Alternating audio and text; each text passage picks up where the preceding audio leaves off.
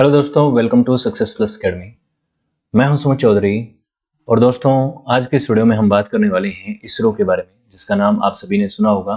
इसका पूरा नाम है इंडियन स्पेस रिसर्च ऑर्गेनाइजेशन और हिंदी में नाम है भारतीय अंतरिक्ष अनुसंधान संगठन। नाम से ही आप सभी को पता चल रहा होगा कि ये इंडियन स्पेस प्रोग्राम को रन करने वाला इंस्टीट्यूशन है, जो कि स्पेस की एक्टिविटीज के ऊपर निगरानी रखता है, रिसर्च करता है और आर्टिफिशियल सैटेलाइट्स को बनाकर उनको स्पेस में लॉन्च करता है। अब आर्टिफिशियल सैटेलाइट्स क्या होते हैं, ये भी आपको पता होना चाहिए। देखिए, सैटेलाइट्स दो तरीके के होते हैं, एक नेचुरल और एक आर्टिफिशियल।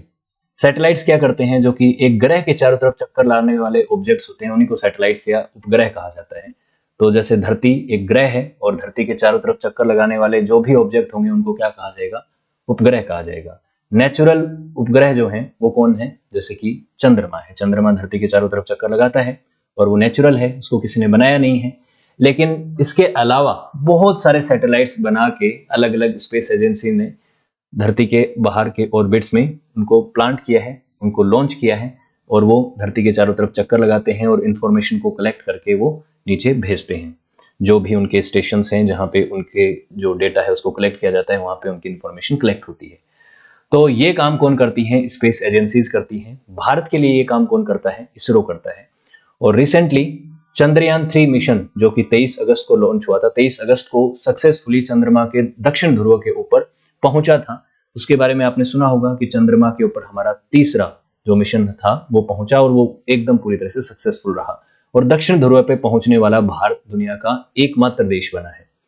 तो इसरो ने बहुत सारी उपलब्धियां हासिल करी हैं, बहुत कुछ किया है, बहुत सारे मुकाम हासिल किए हैं और बहुत सारी समस्याओं के आने के बावजूद ये सब किया है। आपने बहुत सारी फिल्में देखी होंगी इसरो के ऊपर, जैसे मंगलयान देखी होगी आपने। अभी ना रॉकेटरी द नाम्बी इफेक्ट करके एक मूवी आई थी, जिसमें नाम्बी नारायण जो कि एक इसरो के बहुत ही नामी साइंटिस्ट हुए, उनके ऊपर वो कहानी थी। उनको बहुत कुछ स्ट्रगल फेस करना पड़ा और उनकी भी जीवन की कहानी उसमें बताई गई। उसको नेशनल अवार्ड मिला वो फिल्म।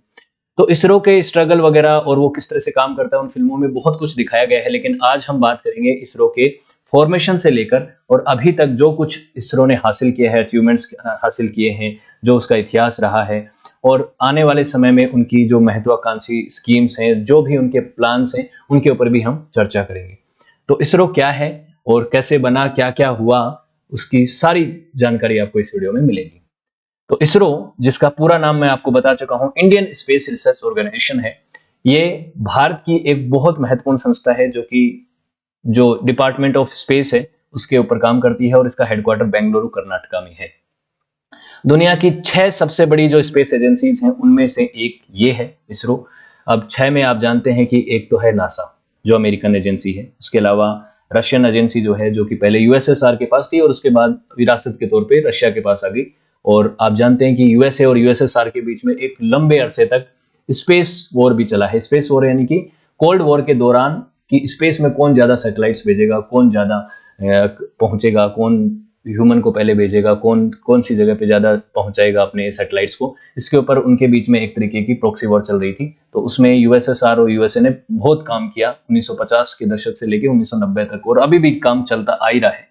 तो यूएसएसआर, यूएसए, उसके अलावा European agency, Chinese agency, Japanese agency JAXA, ये सारी एजेंसीज बहुत बड़ी एजेंसीज हैं। उसके अंदर हमारे इसरो का भी नाम आता है और इसरो ने भी बहुत काम किया है, बहुत अपनी कैपेबिलिटीज को बढ़ाया है पिछले, अगर हम बात करें 7-8 दशक के अंदर।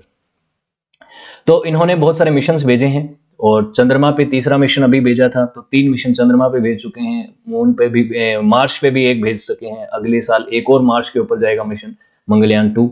उसके अलावा सैटर्न पे भी जाने का प्लान है, वीनस पे, जिसको आप जानते हैं वीनस यान जो है वो आगे आने वाले समय में होगा। तो भारत एक ऐसी एजेंसी का एक तरह से चलाता है इसरो, जो कि दुनिया की 4 बड़ी एजेंसियों में भी ये शामिल है। अगर बात करें अनक्रूड कैपेबिलिटीज के नाम पे अगर देखा जाए, जिसमें चाइना भी नहीं आता इंक्लूड। अगर बात करें तो मंगलयान पे पहुंचने वाला भारत एशिया का पहला देश बना था। तो सबसे पहले नासा, उसके बाद रशिया, उसके बाद यूरोपियन एजेंसी और उसके बाद इसरो का नाम आता है। अगर बात करें अनक्रूड कैपेबिलिटीज के बारे में बात करें तो स्पेस एजेंसी में, जिसके पास सॉफ्ट लैंडिंग की कैपेबिलिटी है, ये है। तो इसरो के अगर सेंटर की बात करें तो इसका मेन सेंटर तो बेंगलुरु में है।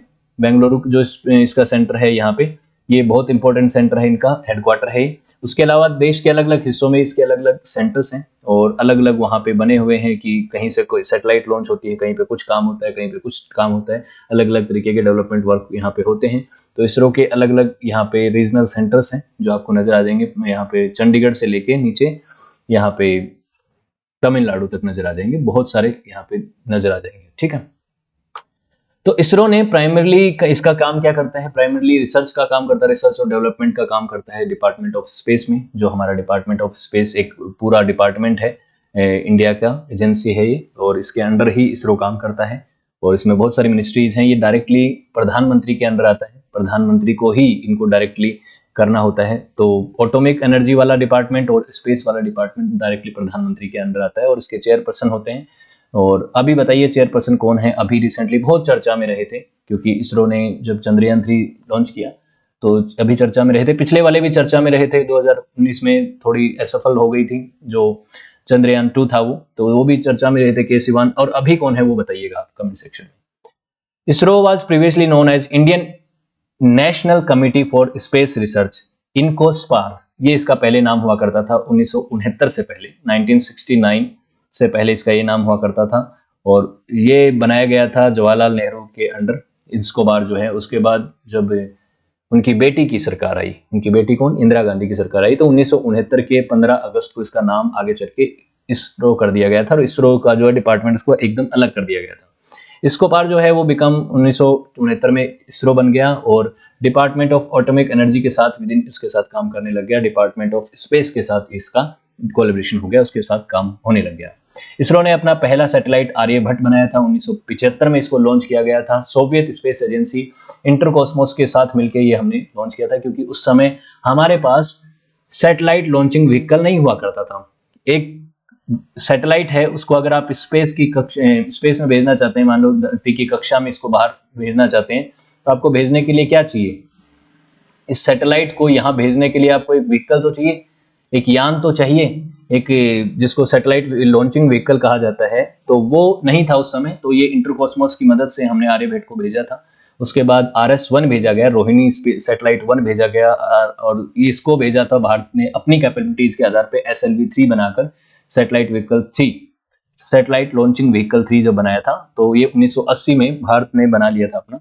उसके बीच में 1979 के अंदर 79 में भास्कर भी भेजा था। भास्कर जो एक हमारे बहुत महान गणितज्ञ हुए हैं आर्यभट्ट की तरह ही, उनके ही नाम पे हमने उपग्रह बनाए। पहला आर्यभट्ट बनाया, फिर उसके बाद भास्कर भेजा। तो आर्यभट्ट और भास्कर जो है उसको भेजने के लिए हमें सोवियत यूनियन की मदद लेनी पड़ी। सोवियत स्पेस एजेंसी जो थी इंटरकॉस्मोस, उसने अपना सैटेलाइट व्हीकल हमें दिया और उसकी मदद से हमने अपना पहले 2 सैटेलाइट्स को भेजा। लेकिन उसके बाद हमने खुद के सैटेलाइट व्हीकल बना लिए और इसरो अब अपने सैटेलाइट व्हीकल की मदद से ही सारे उपग्रहों को भेजता है। उसके बाद इसरो के पास अगर आज बात करें तो दुनिया का सबसे बड़ा consultation of remote sensing satellites हैं, जिसमें गगन और IRNSS जो नाव आइसिस सैटेलाइट्स नेविगेशन सिस्टम्स जो हैं उनको ये ऑपरेट करते हैं। तो ये इसकी बहुत बड़ी उपलब्धि है। इसरो ने 3 जो हैं मिशन मून के ऊपर भेज दिए हैं। अभी रिसेंटली भेजा है चंद्रयान 3, तो वो तीसरा था, इसीलिए इसका नाम चंद्रयान 3 था।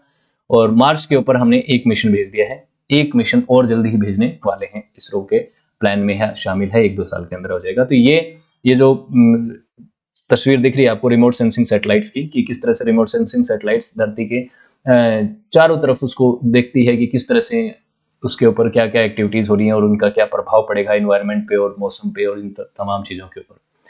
अब हम बात करते हैं इंडियन स्पेस प्रोग्राम के इतिहास की।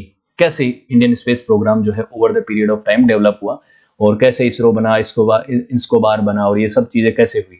तो शिशिर कुमार मित्र जो है वो भारत के पहले अर्लीस्ट साइंटिस्ट में से माने जाते हैं, जिनकी समय पे जब भारत आजाद भी नहीं हुआ था, 1920 के दशक की अगर बात करें, तो SK मित्र जो थे उन्होंने कई सारे एक्सपेरिमेंट्स किए थे कोलकाता में, जिसमें उन्होंने आयनोस्फीयर वगैरह के ऊपर जो साउंडिंग के एक्सपेरिमेंट्स किए थे। तो यहाँ से उनकी शुरुआत होती है शिशिर कुमार मित्र के समय से। उसके बाद CV रामन, जो कि भारत के वो पहले वैज्ञानिक थे जिनको फिजिक्स के अंदर नोबेल पुरस्कार मिला था। आपको पता होगा CV रामन इफेक्ट की वजह से इनको मिला था। भारत में नोबेल पुरस्कार जीतने वाले पहले वैज्ञानिक थे ये। हालांकि इनसे पहले आप जानते होंगे कि रविंद्रनाथ टैगोर को मिल चुका था उनको साहित्य का नोबेल पुरस्कार मिला था, लेकिन विज्ञान के क्षेत्र में सीवी रामन को मिला। और इन्हीं की वजह से 28 फरवरी को हम क्या मनाते हैं, विज्ञान दिवस मनाते हैं रामन जी के नाम पे। तो इन्होंने भी काम किया, सीवी रामन ने किया, मेघनाथ साहा ने काम किया साइंस के अलग अलग क्षेत्रों में, स्पेस साइंस के कई प्रिंसिपल्स के ऊपर उन्होंने काम किया। तो यहां से शुरुआत हो गई थी इंडियन स्पेस प्रोग्राम की। भारत अभी तक आजाद हुआ नहीं था। फिर उसके बाद आगे चल के 1940 के दशक में और 1945 का समय देखिए, उस समय दूसरा विश्व युद्ध चल रहा था, अपने चरम पे था और खत्म होने की कगार पे था। उस समय भारत में दो बड़े महान वैज्ञानिक हुए, एक तो विक्रम साराभाई, जिनको father of Indian space program कहा जाता है, इनकी बने बायोग्राफी भी कवर कर रखी है। तो विक्रम साराभाई थे, बहुत इंपॉर्टेंट व्यक्ति थे। इनको बहुत श्रेय जाता है कि इन्होंने इसरो की एक तरह से नींव रखी। ये फाउंडर भी थे physics research laboratory at Ahmedabad में। उसके अलावा डॉक्टर होमी जहांगीर भाभा, ये भी एक बहुत महान साइंटिस्ट थे। इनको father of Indian atomic program कहा जाता है और एटॉमिक प्रोग्राम की नींव रखने वाले व्यक्ति थे ये।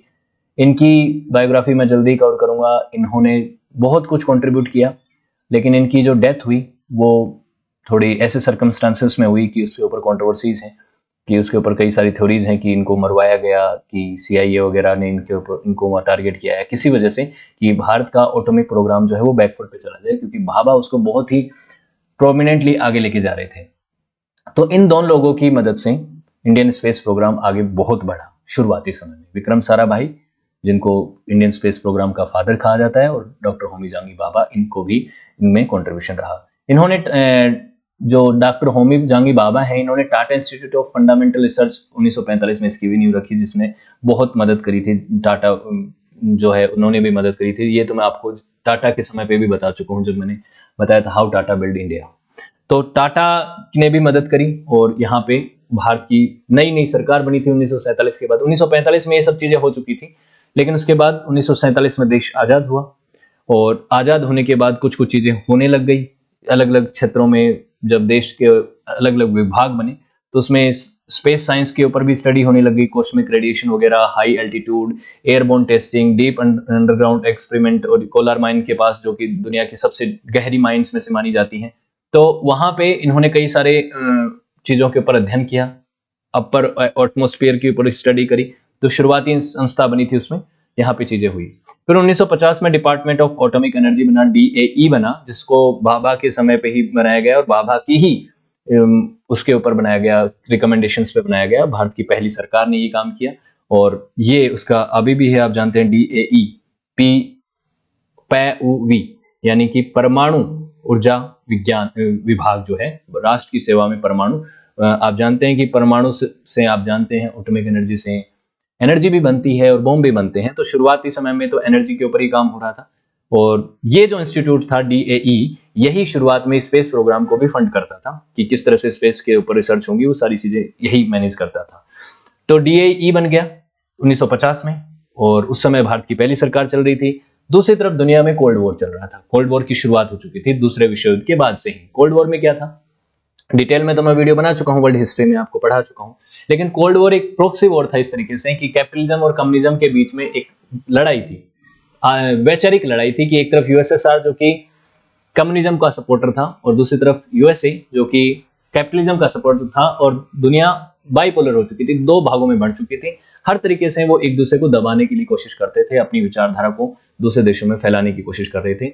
इसी दौरान अपनी इंटेलेक्चुअल सुपीरियरिटी और टेक्नोलॉजिकल सुपीरियरिटी को बढ़ावा देने के लिए, एक दूसरे से आगे निकलने के लिए, अमेरिका और सोवियत यूनियन जो है वो क्या करने लग गए, स्पेस रेस करने लग गए। स्पेस रेस एक दो तरीके की रेस चल रही थी। एक तो न्यूक्लियर रेस, मतलब हथियारों के लिए रेस चल रही थी, न्यूक्लियर ही नहीं बल्कि तमाम तरीके के हथियारों के लिए। और दूसरी स्पेस रेस, कि स्पेस में सबसे पहले कौन पहुंचेगा, कौन अपना झंडा फहराएगा वहां पर, कौन अपने आप को ज्यादा इंटेलेक्चुअल घोषित करेगा। तो ये सब चीजें चल रही थी। उस समय सोवियत यूनियन ने 1957 में अपना पहला जो उपग्रह है स्पुतनिक 1 उसको लॉन्च किया 1957 में। स्पुतनिक नाम से आप जानते हैं कोरोना की वो भी आई थी, कोरोना की वैक्सीन भी इन्होंने बनाई थी बाद में, लेकिन ये स्पुतनिक नाम उस समय से चल रहा है, 1957 से, जब सोवियत यूनियन ने अपना पहला उपग्रह लॉन्च किया था, स्पेस रेस में लॉन्च कर दिया था। तो इसके लिए एक पॉसिबिलिटीज हो गई थी कि दुनिया स्पेस तक पहुंच सकती है और भारत को भी ये चीज दिख रही थी। तो भारत में भी ये चीजें हुई। डॉक्टर विक्रम साराभाई की सजेशन पे भारत के पहले प्रधानमंत्री जवाहरलाल नेहरू ने क्या किया, 1962 में Indian National Committee for Space research ये बनाया, इनकोस्पार बनाया, ये बना दिया गया, ये इंस्टीट्यूशन फॉर्मेशन का हो गया। उन्होंने इनको बहुत कुछ चीजें बताई। विक्रम साराभाई वो एक बहुत विजनरी व्यक्ति थे और उनके विज्ञान की सोच से और डॉक्टर साराभाई की कहने पे प्रधानमंत्री ने उस समय ये चीज कर ली। उसके बाद इन्होंने रोहिणी जो उपग्रह की जो रॉकेट नाम जो था वो यहाँ से पड़ गया था कि रोहिणी के ऊपर इन्होंने काम करना शुरू कर दिया था कि रोहिणी अब हम बनाएंगे। हालांकि पहला उपग्रह बना तो आर्यभट्ट, दूसरा भास्कर से, रोहिणी फर्स्ट सैटेलाइट जो है वो तीसरे नंबर पे बना, लेकिन उसके ऊपर 1967 से ही काम होना शुरू हो गया। उसके बाद आप जानते हैं कि नेहरू की डेथ हुई। नेहरू के बाद हमारे दूसरे प्रधानमंत्री बने शास्त्री जी के बाद बनी इंदिरा गांधी, और इंदिरा गांधी के समय पे इनकोस्पार के ऊपर क्या हुआ, उसको अलग डिपार्टमेंट में कर दिया गया, इसरो बन गया। 15 अगस्त 1969 को इसरो बना दिया गया, इनकोस्पार हट गया। और उसके बाद 1972 में स्पेस कमीशन और डिपार्टमेंट ऑफ स्पेस बना दिया गया। डिपार्टमेंट ऑफ स्पेस के अंडर इसको लेके आया गया, इसरो को लाया गया, और तब से इसरो जो है डिपार्टमेंट ऑफ स्पेस के अंडर ही है। और उसका जो डिपार्टमेंट है वो डायरेक्टली प्रधानमंत्री को एक तरह से वो करता है, प्रधानमंत्री को डायरेक्टली बात करता है, प्रधानमंत्री उसके अंडर आता है। फिर उसके बाद इंडिया ने सोवियत यूनियन के जो स्पेस प्रोग्राम था, एजेंसी थी इंटरकॉस्मोस, उस प्रोग्राम के साथ उन्होंने कोलैबोरेशन किया, और कोऑपरेशन करके भारत ने अपनी पहली सैटेलाइट बनाई आर्यभट्ट, और आर्यभट्ट को भेजा सोवियत रॉकेट में। सोवियत रॉकेट ने 1975 में भारत की मदद करके इसको भेज दिया। स्पेस व्हीकल हमारे पास नहीं था कि स्पेस में कोई हमारा सैटेलाइट व्हीकल पहुंच सके, तो हमारे पास नहीं था, तो हमने उनकी मदद ली। दूसरा बार फिर भास्कराचार्य के लिए मदद ली। तो ये सब चीजें हुई। उसके बाद साथ साथ में ये भी हो गया कि हमें अपना स्पेस व्हीकल बनाना है, सैटेलाइट व्हीकल बनाना है। तो उसके लिए कुछ समय लगा, तकरीबन 7 साल का समय लगा, जिसमें शुरुआती समय में हमने जो सैटेलाइट लॉन्चिंग व्हीकल SLV बनाया, वो छोटा था, इसकी कैपेबिलिटीज कम थी। 40 किलो का जो है वो वेट ले जा सकता था। 40 किलो का वेट ले जाने के लिए ज़्यादा वेट नहीं होता है, अब तो बहुत कैपेबिलिटीज बढ़ गई हैं। तो 19 अप्रैल 1975 को आर्यभट्ट भेजने के बाद से ही हमने ये सोचना शुरू कर दिया था कि अब हमें अपना खुद का सैटेलाइट व्हीकल बनाना है, हमें किसी के ऊपर डिपेंडेंट नहीं रहना है। और इसके लिए हमने प्रयास जारी किए। और उसके बाद क्या होता है, SLV फर्स्ट बना, जिसने 1980 में 1979 में भी कोशिश करी थी, लेकिन उसमें वो फेल हो गया, SLV को इतनी वो नहीं हुई। और 1980 में रोहिणी फर्स्ट सैटेलाइट लॉन्च किया गया, और भारत जो है वो 7वां देश बना जो कि अर्थ के ऑर्बिट में अपने सैटेलाइट को लॉन्च कर पाया। इसके बाद USSR, USA, France, UK, China और जापान के बाद इन देशों ने पहले ही अपने सैटेलाइट्स को यहाँ पे भेज दिया था, अर्थ के ऑर्बिट में भेज दिया था। ठीक है, अब RS-1 जो है वो 3rd इंडियन सैटेलाइट था, जो कि भास्कर और आर्यभट्ट के बाद पहुंचा था। और ये कब पहुंच गया था, 1980 में, और 1979 में भास्करा भी पहुंच गया था। तो ये जो है रोहिणी सैटेलाइट था, 1980 के समय पे ये पहुंचा गया था, और इसको डेवलप करके भेजा। फिर उसके बाद वो जो मैं आपको बता चुका हूँ कि ये जो रॉकेटरी मूवी नाम्बी इफेक्ट आपने देखी होगी, इसमें ज्यादा कहानी जो है वो ये जो नाम्बी नारायण जो हमारे साइंटिस्ट हुए, इनको फंसा दिया गया था एक केस में, फर्जी केस में फंसा दिया गया था। इनके ऊपर ये आरोप लगा था कि इन्होंने जो हमारे सीक्रेट्स हैं, हमारे स्पेस सीक्रेट्स हैं और हमारे जो डिफेंस सीक्रेट्स हैं, वो पाकिस्तान के साथ शेयर किए। लेकिन ये बात बिल्कुल निराधार थी, इनको काफ़ी समय लगा, इनको बहुत परेशानियों का सामना करना पड़ा। और इसके ऊपर ये मूवी है, इन्होंने क्या काम किया उसके ऊपर भी है वो मूवी, इसमें क्या क्या इनका कंट्रीब्यूशन रहा। तो इसमें ये इनके रोल आता है कि पहले जो स्पेस व्हीकल बनते थे, सैटेलाइट व्हीकल बनते थे, वो सॉलिड फ्यूल के ऊपर बेस्ड हुआ करते थे। उसके बाद इन्होंने सोचा कि लिक्विड बेस्ड, अगर लिक्विड प्रोपोर्शनल सिस्टम सेंट्रलाइज किया गया, अगर ऐसे व्हीकल बनाए गए जहां पे लिक्विड काम में लिया जा सके, तो उससे क्या होगा कि वो ज़्यादा एफिशिएंट होंगे और ज़्यादा पावरफुल होंगे उनके इंजन। तो उन्होंने उसके लिए काम करना शुरू कर दिया 1985 में, और फ्रांस गए। फ्रांस में इन्होंने विकास नाम का एक इंजन बनाया, और ये विकास इंजन बहुत काम आया इसरो के, आगे चल के बहुत लंबे समय तक काम आया। चंद्रयान फर्स्ट हो चाहे मंगलयान हो, इन सभी में इन्होंने इसको काम में लिया है। तो विकास इंजन बनाया गया। विकास इंजन के में बहुत सबसे जो महत्वपूर्ण योगदान रहा वो नामी नारायण का रहा। नामी नारायण ने जब ये काम किया, इसके साथ साथ इंडियन रिमोट सेंसिंग प्रोग्राम भी चल रहा था, उसमें भी सैटेलाइट्स का डेवलपमेंट चल रहा था। और जो है ये चीजें चल रही थी। तो विकास इंजन बनाया गया और इसके बाद PSLV आ गया। PSLV यानी कि पोलर सैटेलाइट लॉन्चिंग व्हीकल, ये 1990 में है और ये बहुत बड़ा बूस्ट रहा इंडियन स्पेस प्रोग्राम के लिए। इससे इंडिया ने अपने जो लोअर अर्थ ऑर्बिट की जो सैटेलाइट्स हैं उन सभी को, जिनके स्मॉल पेलोड्स थे, जिनका वेट कम था, उन सभी को भेज दिया यहाँ पे और सैकड़ों की संख्या में इन्होंने फॉरेन सैटेलाइट्स को भी यहाँ पे भेजा और पैसा भी कमाया। तो यहाँ पे इन्होंने 50 से ज्यादा शुरुआती समय में 50 से ज्यादा फ्लाइट्स करी और 1994 के टाइम पे बहुत सारे फ्लाइट्स को इन्होंने भेज दिया। बहुत सारे इंडियन स्पेस प्रोग्राम को एक गति मिल गई PSLV की तरह से, PSLV की वजह से। तो ये PSLV और ये क्या होते हैं, SLV मतलब यानी सैटेलाइट लॉन्चिंग व्हीकल होता है, SLV तो सबके आगे ही है, ये आप दिख ही रहा है आपको, ठीक है। तो ये अपग्रेडेड वर्जन है सैटेलाइट लॉन्चिंग व्हीकल। जो शुरुआत में हमारे पास था, जो शुरुआत में हमने रोहिणी को भेजा था, तो उसकी सीमा क्या थी, पेलोड्स उसमें सिर्फ 40 किलो था, 40 किलो लोअर अर्थ ऑर्बिट तक ये पहुंच सकता था।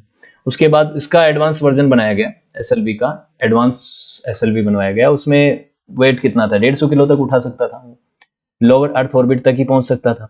लेकिन उसके बाद 1990 के दशक में PSLV बना और इसका पेलोड मास की जो कैपेसिटी थी वो 1860 हो गई।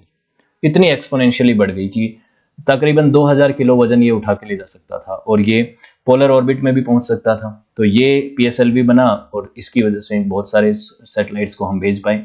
उसके बाद GSLV बन गया, GSLV MK3 बन गया और भी आगे SLV बन गए, LKM बन गया, शायद LKM है जो आगे मैं आपको बताऊंगा अभी। LVM3, तो ये हैवी लिफ्ट लॉन्चर व्हीकल वो है, Mark 3 है, ये सबसे स्ट्रॉन्ग है, अभी यही चल रहा है। तो इससे इन्होंने बहुत सारे सक्सेसफुल सैटेलाइट्स को भेजा है। तो इस तरह से चीजें चलती गई और PSLV की वजह से आगे बहुत सारे सैटेलाइट्स को इन्होंने भेजा। फिर जियो सिंक्रोनस सैटेलाइट लॉन्चिंग व्हीकल आ गया, GSLV आ गया, उसने भी इन्होंने बहुत सारे काम किए। तो उसके बाद जो नामी नारायण थे उन्होंने क्या किया, देखिए वो जो 1990-92 का जो दशक चल रहा था उसमें इन्होंने था कि क्रायोजेनिक इंजन बनाने थे और क्रायोजेनिक इंजन बनाने के लिए भारत को लगना था बहुत समय। तो इन्होंने सोचा कि क्यों ना टेक्नोलॉजी हम रशिया से बाय कर लें, रशिया से हम खरीद लें। और रशिया, क्योंकि अब रशिया बन चुका था, 1991 में USSR का विघटन हो चुका था और उसके बाद कोल्ड वॉर समाप्ति हुआ था, दुनिया यूनिपोलर हो चुकी थी, अमेरिका का दबाव था। तो अपर स्टेज क्रायोजेनिकल इंजन जो है रशिया से इंडिया को लेने थे, लेकिन यूएस ने उसके ऊपर ब्लॉकेज लगा दिया। यूएस ने ब्लॉकेज क्यों लगा दिया, यूएसए जो है उस समय चाहता था कि उसकी यूनिपावर बनी रहे, वो ताकतवर बना रहे और दुनिया भर के जो बाकी प्रोग्राम्स थे उनके ऊपर दबाव डालना चाहता था। बुश का शासन था उस समय, बुश ने रशिया और इंडिया के स्पेस ऑर्गेनाइजेशन के जो भी प्लान थे उनको रोकने के लिए सैंक्शंस लगा दिए और ये कह दिया कि ये क्या है कि इंटरनेशनल एग्रीमेंट जो है, मिसाइल प्रोफिलेशन ट्रीटी जो है उसका जो है वो कर रहे हैं, उसको हाल्ट कर रहे हैं, उसको नुकसान पहुंचा रहे हैं और उस ट्रीटी के खिलाफ हैं। तो मिसाइल प्रोहिबिशन ट्रीटी के खिलाफ हैं, तो इसलिए उन्होंने कहा कि भारत जो है वो इनसे ये टेक्नोलॉजी नहीं खरीद सकता, 1992 से 94 के बीच में ये प्रतिबंध लगे रहे। काफी कोशिश करी गई बैक चैनल से कि किसी भी तरीके से क्रायोलॉजिकल टेक्नोलॉजीज को लेके आया जा सके, भारत को वो नहीं मिली। और ये मूवी में भी बताया गया है, नाम्बी इफेक्ट जो रॉकेटरी मूवी है उसमें किस तरीके से उन्होंने कहा कि 5 KVD इंजन हमें दे दो। 5 KVD इंजन वो लेने आ रही थी इसी समय पे नाम्बी के ऊपर, नाम्बी नारायण के ऊपर वो लग गया कि किसी भी तरीके से उनको फंसाया गया। अब उसमें फंसाने में नाम्बी को जिस तरह से फंसाया गया उसके ऊपर भी ये कई बार थ्योरी है कि क्या अमेरिका ने उसमें भी किस तरीके से इंटरनल कोई ना कोई दिक्कतें करी जिससे नाम्बी नारायण फंस गए और उसके बाद जो भारत का स्पेस प्रोग्राम है उसको स्लो डाउन करने की कोशिश करी गई। तो इस तरह से चीजें हुई, KVD इंजन इनको नहीं मिला। फिर भारत ने अपना इंडिजीनियस क्रायोजेनिकल टेक्निक्स को बनाया जिसमें भारत को काफी समय लग गया, 1994 तक ये जाके बना और आगे काफी समय लग गया। वरना आपके जो मंगलयान, चंद्रयान के जो मिशन है वो बहुत पहले हो सकते थे, लेकिन उसकी वजह से चीजें थोड़ी स्लो डाउन हो गई, ये चीजें हुई। उसके बाद GSLV MK1 बना ना इंजन, जब हमें आगे चल के जब एग्रीमेंट हुआ कि 7 KVD1 रशिया जो है भारत को देगा, टेक्नोलॉजी नहीं देगा, और वो पहले के जो एग्रीमेंट्स हैं वो तो खत्म हो गए और नए एग्रीमेंट्स बने। तो उसके बाद चीजें थोड़ी सी बदली। 1994 के बाद जब वो प्रतिबंध हटे, 1994 के बाद जब हटे हैं वो, जब बुश ने पहले 1992 में लगाए थे, 6 मई 1992 को, 6 मई 1994 तक 2 साल तक वो सैंक्शंस लगे रहे।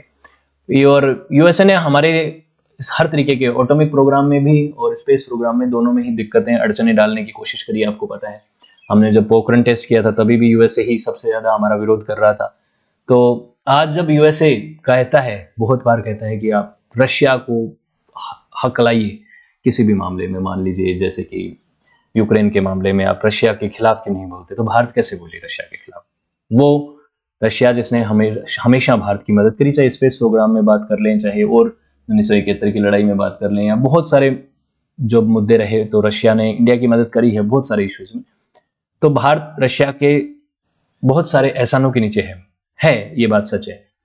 भले ही किसी भी देश का एहसान नहीं होता, इंटरेस्ट होता है। रशिया के अपने इंटरेस्ट थे भारत को सपोर्ट करने के, भारत के आज अपने अपने इंटरेस्ट हैं कि वो कुछ मामलों में अमेरिका को सपोर्ट करता है, कुछ मामलों में रशिया को सपोर्ट करता है, और यही होता है। अगर आप बात करें जियोपॉलिटिक्स की तो उसमें यही होता है कि हर देश के अपने इंटरेस्ट होते हैं, कोई किसी का दोस्त या किसी का दुश्मन नहीं होता है। तो ये चीज़ यहाँ पे चल रही थी। अमेरिका उस समय पाकिस्तान को सपोर्ट कर रहा था, इंडिया के खिलाफ चल रहा था काफ़ी चीज़ों में। तो उस समय भारत ने किसी भी तरीके से अपने स्पेस प्रोग्राम को, स्लो डाउन तो जरूर हो गया भारत का, लेकिन कैसे भी करके हमने किया, और उसके बाद पोखरण टेस्ट भी किया। उसके बाद कारगिल वॉर होता है। आप जानते हैं कि कारगिल वॉर में पाकिस्तान ने भारत को ऑफेंड किया था और भारत की तरफ ऑफेंसिव उन्होंने दिखाया था पहले, और भारत ने जीपीएस की मदद मांगी थी, अमेरिका के पास था ग्लोबल पोजिशनिंग सिस्टम, और अमेरिका ने देने से मना कर दिया कारगिल वॉर में। तो उसके बाद इसरो ने अपना खुद का नेविगेशन सिस्टम IRNS बनाया, Indian regional navigation satellite system बनाया, जो कि बहुत आगे एक्सपेंड करा और आज लगभग पूरे एशिया को ये कवर करता है, बहुत बड़ा हिस्सा है इसका। तो ये इतने हिस्से में अगर आज बात करें तो इंडियन जो नेविगेशन सिस्टम है वो इस तरह से काम करता है। हमें अपने रीजनल क्षेत्र में तो जीपीएस की जरूरत नहीं है, हम इससे अपना काम चला सकते हैं, और ये और भी डेवलप होगा तो और ज्यादा बड़ा एक्सपेंड कर जाएगा। तो इसरो ने अपना IRNS जो है उसको भी डेवलप कर लिया। 21वीं शताब्दी में अगर बात करें 2000 के बाद, भारत ने, इसरो ने किस तरह से अपने मिशंस को लॉन्च किया, बहुत सारे मिशंस लॉन्च किए, बहुत स्पीड से अपने प्रोग्राम्स को आगे बढ़ाए, क्योंकि भारत अब दबाव में भी नहीं रहा था 2000 के बाद। भारत ने अपना एटॉमिक रिसर्च प्रोग्राम भी कंप्लीट कर लिया था, अपना पहला परमाणु भी जो है उसका भी परीक्षण कर लिया था अटल बिहारी वाजपेयी के समय पे। और अटल बिहारी वाजपेयी ने 2003 में साइंटिस्ट को कहा था, जब चाइना ने पहले ह्यूमंस को स्पेस में भेज दिया था 2003 में, तो हमारे प्रधानमंत्री, उस समय के तत्कालीन प्रधानमंत्री ने कहा था कि हमें भी ह्यूमंस को भेजना है, स्पेस में भेजना है, मून पे भेजना है, उसके लिए आप जो भी बजट लगता है, जो भी लगता है वो ले लीजिए और काम पे लग जाइए। फिर उसके बाद इसरो ने चंद्रयान फर्स्ट लॉन्च किया है 2008 में। देखिए समय तो लगता ही है किसी भी मिशन को करने में, और किसी भी चीज़ को करने में समय तो लगता है, कम से कम 4-5 साल तो लगभग लग ही जाते हैं हर एक मिशन में। तो चंद्रयान फर्स्ट लॉन्च किया 2008 में, और ये यहाँ पे चंद्रयान फर्स्ट में ये वेरीफाई कर दिया गया भारत की तरफ से, इसरो की तरफ से, कि चंद्रमा के ऊपर पानी की मौजूदगी है। उसके बाद मार्च पे 2013 में भेजा पहला एशियन स्पेस क्राफ्ट था, जो कि मार्शियन ऑर्बिट में पहुंचने वाला था, जो कि चाइना से भी हमने पहले ही करके दिखा दिया, जिसने करने में, पहले ही अटेम्प्ट में करने में हमें सक्सेस हासिल हुई। और आपको पता है कि बहुत कम बजट में, 500 करोड़ से भी कम के बजट में हमने ये करके दिखा दिया, जिसमें किसी हॉलीवुड मूवी से भी कम बजट होता है, और ये आपने मंगलयान मूवी में भी देखा होगा। उसके बाद आगे चल के GSLV रॉकेट की मदद से हमने आगे चल के 6th कंट्री जो था उसने क्रायोजेनिक अपर स्टेज GSLV को जो है उसको बनाया, ऑपरेशनल कराया। उसके बाद नया हैवियर लिफ्टर लॉन्चर LVM-3 जो है उसको बनवाया गया 2014 में, जिसकी वजह से बड़े हैवी जो सैटेलाइट्स हैं और जो आगे चल के ह्यूमन स्पेस मिशंस हैं उनको आगे बढ़ाने में इसकी मदद रही, और ये आगे भी काम आएगा क्योंकि ये बहुत इंपॉर्टेंट है।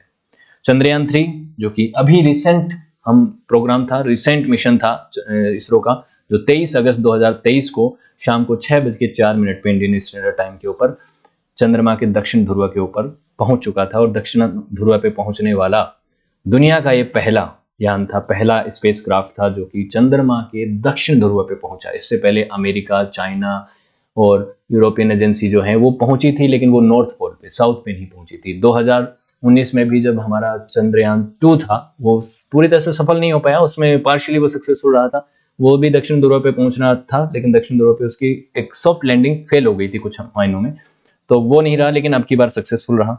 उसके बाद आदित्य L1 भी जो है सन प्रोब, जो है फर्स्ट सन प्रोब इंडिया ने अपना PSLV को भेज दिया है अभी 2 सितंबर को 2023 में, ये भी सक्सेसफुली भेज दिया गया है। तो चंद्रयान की तो आपने खूब चर्चा सुनी है, खूब बातें हुई हैं, और भी चंद्रमा पे और भी मिशंस भेजे जाएंगे ऑब्वियसली।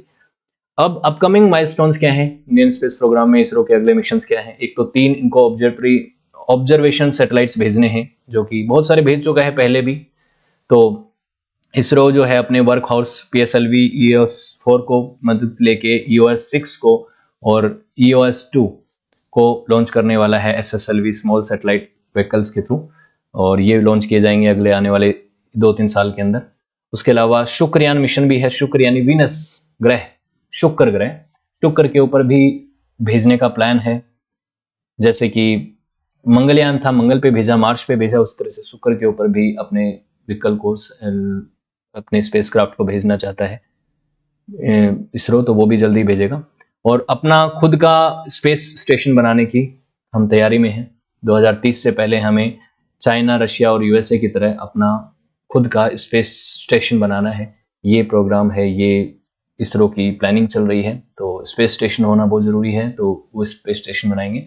उसके अलावा गगनयान का भी प्लान चल रहा है कि गगनयान में ह्यूमन स्पेस जो फ्लाइट प्रोग्राम है कि इंसान को भेजना है, जिसमें आप जानते हैं कि अमेरिका भेज चुका है, रशिया भेज चुका है, चाइना भेज चुका है, भारत को भेजने का चल रहा है कि गगनयान के थ्रू, मिशन के थ्रू 3 लोगों को 7 दिन तक हमें स्पेस में रखना है। और 7 दिन तक भेजने के लिए हमें एक इस तरीके का स्पेसक्राफ्ट चाहिए, एक गगनयान चाहिए, जो कि उन सारी चीज़ों को फुलफिल करे जो वहाँ पे रहने के लिए व्यक्ति को चाहिए, लोगों को चाहिए। तो ये प्लान है कि अगले साल के अंत तक गगनयान जो है वो लॉन्च हो जाएगा। इसका ये कोविड की वजह से थोड़ा पीछे रह गया, वरना शायद अभी तक लॉन्च हो चुका होता गगनयान फर्स्ट, जो गगनयान में गगन में यानी कि स्पेस में भेजने के लिए जो प्रोग्राम चल रहा है, महत्वाकांक्षी स्कीम चल रही है इसरो की।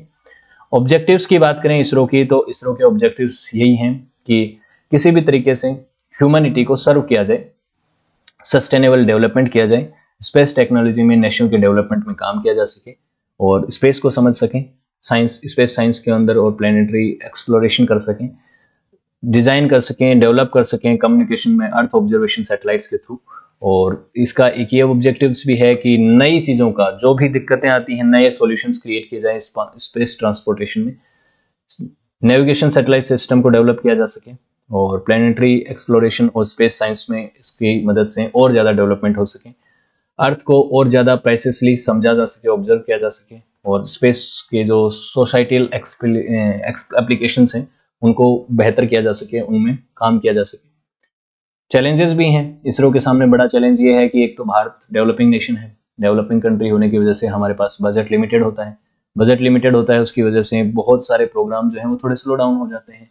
इसरो को और उसके जो वैज्ञानिक हैं जो इतने हार्ड वर्किंग हैं, उनको उसका हिसाब किताब भी देना पड़ता है, हर एक चीज़ का, छोटी से छोटी चीज़ का हिसाब देना पड़ता है कि आपको इतना एलोकेशन हुआ था, इतना बजट मिला था, उसका आपने किस तरह से यूज़ किया, और कई बार बजट कम पड़ जाता है। लेकिन फिर भी इसरो इन चैलेंजेस के सामने मुकाबला करता है और कम बजट में भी चीज़ों को करा है उसने, मंगलयान जैसे और चंद्रयान जैसे मिशंस को जिस तरह से किया है कम बजट में, वो भी आप जानते हैं। थ्रेट भी हैं, चैलेंजेस कुछ इस तरीके के, जैसे एक चाइना का एसैट है जिसमें एंटी सैटेलाइट मिसाइल्स का इन्होंने वो मिशन कर रखा था कि सैटेलाइट्स को, अगर मान लीजिए कल को इंडिया चाइना के बीच में कुछ दिक्कत हो जाए, कुछ भी इशू हो जाए, तो वो इंडिया के सैटेलाइट्स को शूट डाउन कर दें। तो इस तरीके की चीज़ें हैं। भारत ने अभी तरीके की इस टेक्नोलॉजी के ऊपर काम किया नहीं है, तो ये एक दिक्कत है कि स्पेस में भी आर्म रेस हो सकती है, तो ये दिक्कत है। उसके अलावा इंडिया जो है मोम जैसे मून ऑर्बिटल जो सैटेलाइट्स हैं उनके ऊपर डिपेंडेंसी है, और उसमें कई मामलों में नासा जैसे जो संस्थाएं हैं उनके ऊपर कुछ कुछ चीज़ों के ऊपर डिपेंडेंसी है, जिनसे वनरेबिलिटी बढ़ जाती है, क्योंकि उनके साथ अपने डेटा को शेयर करना पड़ता है और मिलिट्री वनरेबिलिटी बढ़ती है इसकी वजह से। DRDO के जो मिसाइल्स हैं जिसमें डेवलप हो रहे हैं, उनकी DRDO में जो जो चीज़ें हो रही हैं उनके भी कई बार डेटा जो है शेयर करने पड़ जाते हैं US जैसे देशों के साथ, जिन पे मतलब आप जानते हैं कि किसी भी देश के ऊपर भरोसा करना, US जैसे देश के ऊपर, जिसने जो हमारा सगा रहा नहीं है, इतिहास में हमने देखा है बहुत बार, तो वो कई बार हमें ज़रूरत की वजह से वो गधे को भी बाप बनाने वाली चीज़ करनी पड़ती है। लेकिन जब हम पूरी तरह से सेल्फ डिपेंडेंट हो जाएंगे तो चीज़ें बेहतर होंगी। तो ये इसरो है, और इसरो का जो डेवलपमेंट में काम रहा है और भारत को प्राउड फील कराने में रहा है, वो आप जानते हैं कि काबिल तारीफ है। होपफुली आपको चीज़ें क्लियर हुई होंगी। वीडियो अगर अच्छा लगा लाइक, शेयर और कमेंट कीजिएगा। साथ ही सक्सेस प्लस एकेडमी की एप्लीकेशन को डाउनलोड कीजिएगा। यहाँ पे आपको इन वीडियोज़ की PDF मिल जाएंगी इनसे रिलेटेड, और वीडियो लेक्चर्स भी मिल जाएंगे, और सक्सेस प्लस एकेडमी के जो प्रीमियम कोर्सेज हैं वो भी आप यहाँ से परचेस कर सकते हैं बहुत अप्रोप्रिएट प्राइस में। ठीक है, तो वीडियो आपने यहाँ तक देखा उसके लिए आप सभी का तहे दिल से शुक्रिया। मिलते हैं अगले वीडियो में।